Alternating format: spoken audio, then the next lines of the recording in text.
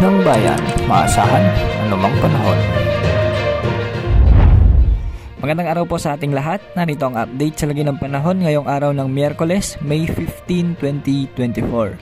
Sa kasalukuyan ay may nakakaapektong shear line sa eastern section ng Northern Luzon, samantalang easterlies naman ang nakakaapekto sa natitira pang bahagi ng ating bansa. Sa araw na ito ay maraming lugar pa rin ang makararanas ng maaliwalas na panahon at marami pa rin ang nasa danger level ng heat index.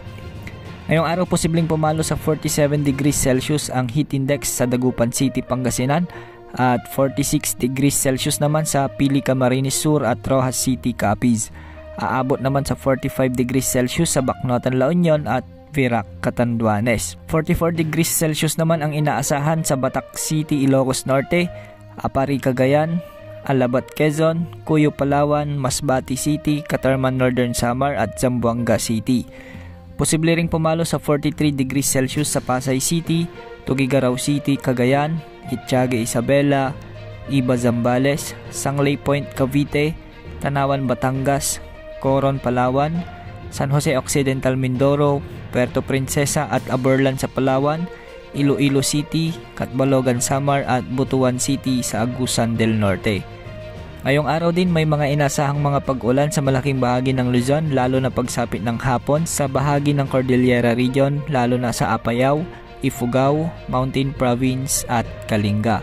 May mga inaasahan ding ulan sa bahagi ng Cagayan Valley, sa may Cagayan at Isabela at Ilocos Region, lalo na sa La Union at Pangasinan. Posible naman ang mga pag-ulan sa bahagi ng Central Luzon, sa may Bulacan, Tarlac, Pampanga, Zambales at Bataan, at sa Calabarzon naman ay may mga pag-ulan lalo na sa bahagi ng Laguna at Cavite. Ilang bahagi rin ng Bicol Region at Mimaropa ang makakaranas ng mga thunderstorms pagsapit ng hapon o gabi. Di rin natin inaalis ang posibilidad na may mga mabuong thunderstorms sa ilang bahagi ng Metro Manila mamayang hapon at gabi.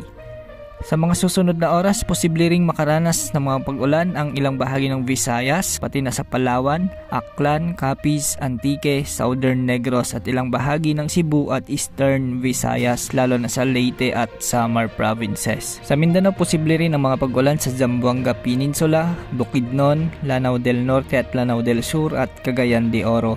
May mga inasahan ding maulap na panahon o kaya may mga kalat-kalat na pag-ulan sa bahagi ng Davao Region at Surigao provinces. Ngayong araw ay posible muli ang mga thunderstorms sa maraming lugar at ito ay hudyat na nagtatransition na tayo sa tag-ulan. Samantala ay ibinaban na ng Pag-asa ang tsansa na may mabuong sama ng panahon sa silangang bahagi ng ating bansa sa mga susunod na araw at ito ay ayon sa kanilang latest Tropical Cyclone Threat Potential Forecast. Hindi na kasi nakikitaan ng development ang cloud clusters na nasa silangan ng bansa, kaya inilagay na ng Pag-asa sa low chance ang posibilidad nito.